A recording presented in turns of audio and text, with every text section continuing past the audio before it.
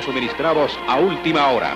El gobierno de la República informa que el desastre nacional que conmueve a los guatemaltecos es sin precedentes en la historia.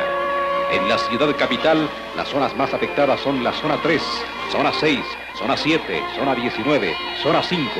Miles de muertos son rescatados y los heridos atendidos en los hospitales, que también han sido seriamente dañados, y en puestos de socorro instalados por la Cruz Roja, y aún en las propias calles. El ciudadano presidente de la República, general Shel Eugenio Laugerud García, en un informe conmovedor que hizo a través de la cadena de radio y televisión nacional, manifestó su dolor ante la tragedia. A las 3:30 de la madrugada del 4 de febrero, abandonó la casa presidencial para hacer un recorrido por la ciudad, visitando varios hospitales, comprobando el sacrificio de médicos y enfermeras que en las precarias condiciones que prevalecían ya se encontraban asistiendo a miles de heridos a la luz de las velas. También informó el primer mandatario que en su recorrido por el altiplano del país comprobó lo dantesco de la tragedia de aquella zona. En San Pedro, Zacatepeques, la destrucción es del 90%.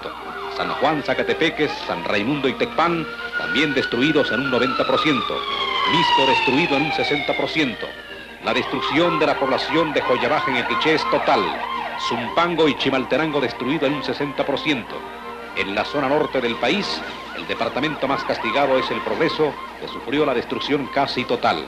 Hacen falta médicos, medicinas, comida, agua y se toman medidas especiales para el enterramiento de los miles de muertos que se apilan en todas las poblaciones, así como la atención de los heridos. Seguiremos informando a través del Sistema Nacional de Radiodifusión.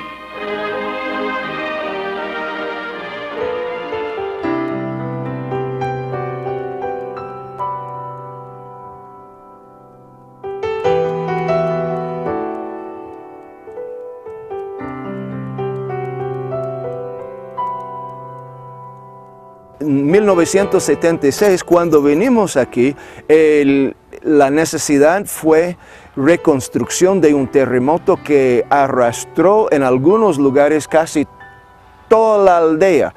Tecpan, Guatemala fue uno de los lugares, muchos lugares aquí en la redondeza, y subiendo en las montañas nosotros trabajábamos en un lugar llamado Cerro Alto.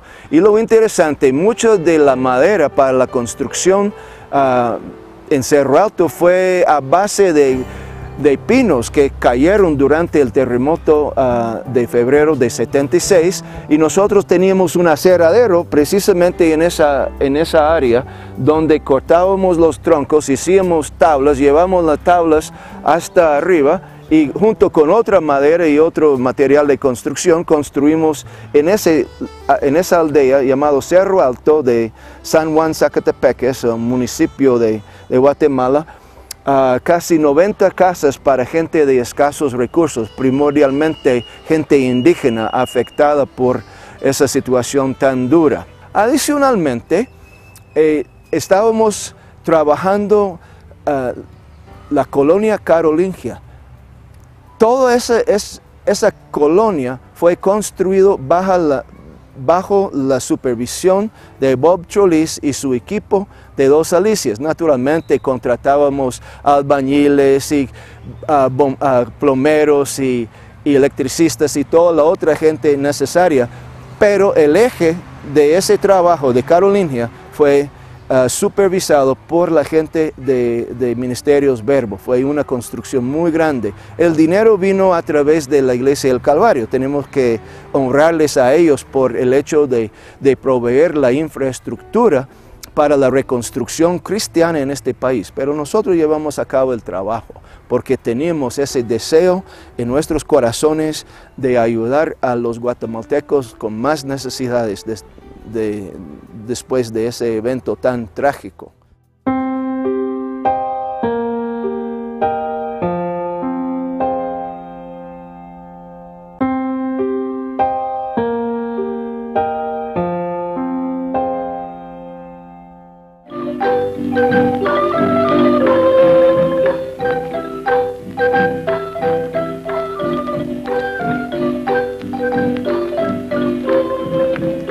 La tragedia era grande, el dolor tremendo,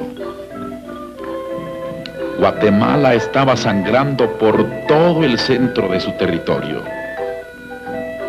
Más de 500 kilómetros habían sido sacudidos inmisericordiamente, con esa fuerza que solo se puede conocer cuando se vive, con esa violencia de la que solo es capaz la naturaleza.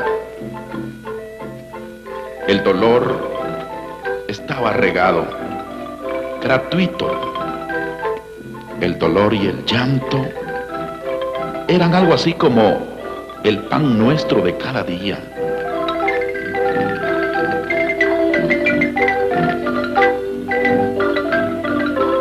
Pero en medio de aquellas lágrimas, allá en el fondo de nuestro corazón, hubo una sincera sonrisa de agradecimiento.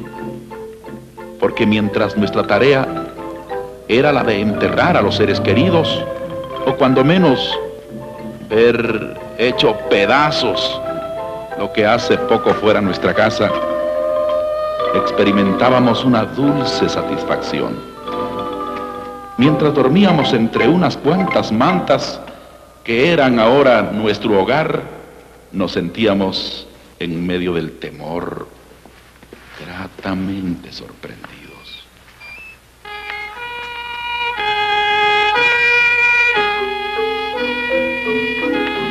El mundo estaba preocupado por nosotros. México nos enviaba la comida calientita, 100,000 raciones diarias por mucho tiempo. Centroamérica, que con Guatemala, El Salvador, Honduras, Nicaragua y Costa Rica formaron una vez una sola patria, estaban desde la mañana del golpe con nosotros para volver a ser la patria grande que auxiliaba a uno de sus miembros que estaba lastimado. Estudiantes salvadoreños, hombres y mujeres, trabajaban en las ciudades, en las aldeas, en las carreteras. Los bomberos de Honduras se hicieron presentes a las pocas horas del siniestro. Todos estaban con nosotros. Podríamos decir que en esas fechas el mundo era guatemalteco y los guatemaltecos ciudadanos de toda la tierra. Esa misma tierra que nos había sorprendido en lo más profundo del sueño para trasladarnos a lo más profundo del terror.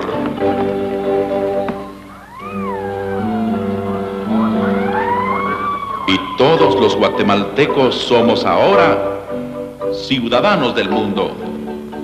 Aquella bendita sangre que nos enviaron los reclusos de Montevideo en Uruguay jamás podrá ser pagada. A ningún precio. De ninguna forma. Muchas gracias por su sangre, nobles hermanos. Aquellas medicinas que vinieron a curar, a prevenir, a ayudar, son hoy parte de la vida de nuestro pueblo. Gracias, nobles hermanos. Aquellas ropas que nos vinieron a cobijar son ahora el calor de la esperanza. Gracias a todo el mundo. Gracias a cada uno. Gracias, nobles hermanos.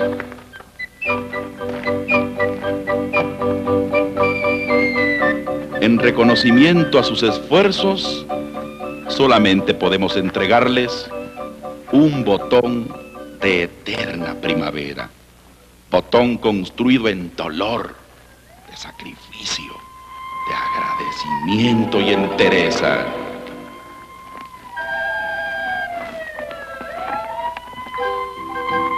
Mientras nuestra tarea era la más dura del mundo, enterrar a los nuestros, mientras tragábamos lágrimas para proteger a los vivos, ustedes estaban acompañándonos en el velorio.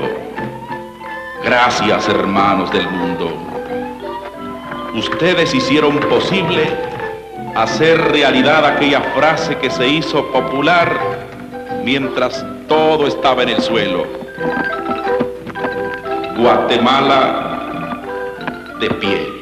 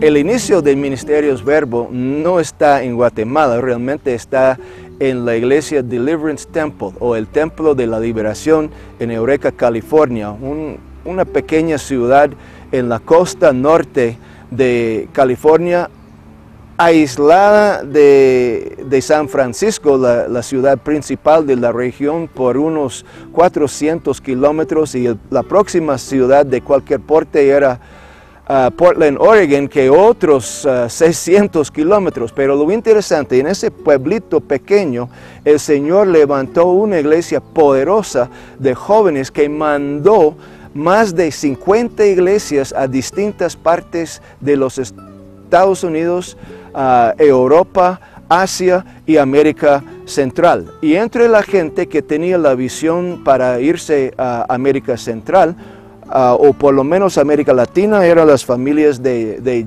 Jimmy Mary de Goyer, Bob y Myra Trulis, que todavía eran solteros en ese momento, la familia mía, James y Lynn Jankoviak, Carlos Ramírez y Linda, que eran nuestros primeros apóstoles, y entre Dick Funel y Gladys Funel. Gladys conoció a Dick aquí, siendo ella guatemalteca y uno de los primeros miembros del equipo aquí en Guatemala. Pero toda esa gente, llegamos aquí, a este lugar, Dos Alicias, kilómetro 18,5, carretera a San Juan, Zacatepeques, en 1976, para trabajar en la reconstrucción de casas y de puentes y de clínicas y de escuelas, todo lo que se cayó en el terremoto de 4 de febrero de 76 aquí en Guatemala. Y nosotros en California, oyendo de esto, decidimos a trabajar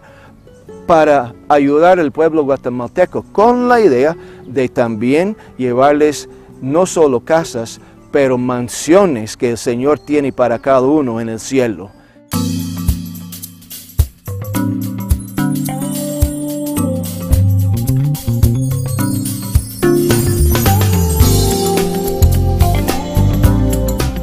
Lo interesante de Dos Alicias es que nosotros continuábamos con nuestro estilo de vida, que era vivir en comunidad. La idea es que cada uno estaba trabajando, pero los ingresos fueron a una bolsa común. Eso nos daba, viviendo en comunidad, más dinero disponible para llevar el Evangelio a más lugares. Y ese estilo de vida jaló muchos guatemaltecos. Entre los primeros Quique Herrera, que ahora es misionero de Verbo en Nicaragua, se casó con una nicaragüense y desde 80 ha estado sirviendo en ese país. Gladys de Funel, que se casó con su marido aquí en este lugar, y muchos otros que todavía están sirviendo al Señor o aquí en Guatemala o en otros lugares. Es una bendición muy grande que tanta gente se identificó con Verbo. Y lo interesante también de todo esto es cuando nosotros estamos haciendo obras de reconstrucción. Pero muchos guatemaltecos que no tenían nada que ver con la construcción, particularmente gente de la clase media, alta de Guatemala, se interesó en lo que estábamos haciendo y llegaron a las reuniones dominicales que nosotros teníamos para nuestra familia, para nuestro grupo de trabajadores de la reconstrucción. Y esa gente se identificó con nosotros, buscó el discipulado, comenzamos a trabajar con ellos y de repente de un grupo de misioneros y algunos cuantos guatemaltecos trabajadores en la reconstrucción, comenzó a crecer y crecer y crecer y crecer. Y finalmente, los días domingos estamos sirviendo comida, almuerzos después de la reunión para hasta 150 personas que vinieron para gozarse de este ambiente tan glorioso, saliendo del trajín de la ciudad, teniendo un lugar donde sus hijos tuvieron la oportunidad de correr y formar amistades. Y con esto formamos la Iglesia Cristiana Verbo. Pero con el crecimiento de la iglesia, nosotros tuvimos que irnos los ancianos a trabajar y vivir en la ciudad.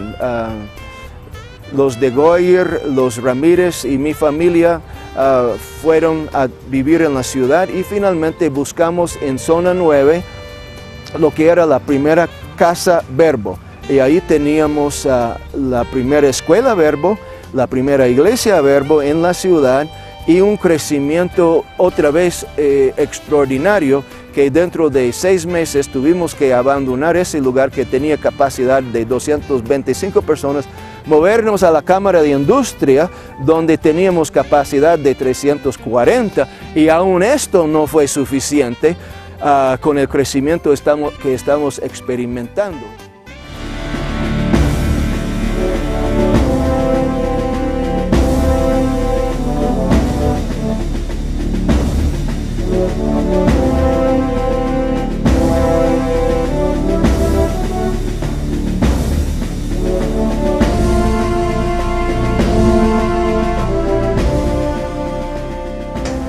¿Sabías que el domingo 22 de junio de 1980 comienzan las primeras reuniones congregacionales en la Cámara de la Industria a las 10:30 de la mañana y que los estudios bíblicos eran todos los jueves a las 8 de la noche en Casa Verbo de la Zona 9?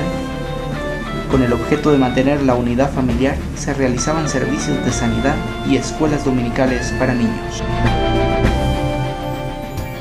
En ese tiempo, Tarzán López, el dueño del Circo Rex, conoció al Señor, se juntó a Verbo y dijo, bueno, yo tengo la idea, vamos a hacer una carpa. Y fue la visión realmente de Carlos Ramírez, poner una carpa en un lugar estratégico en la ciudad de Guatemala, que era en la zona 10, casi sobre la Reforma.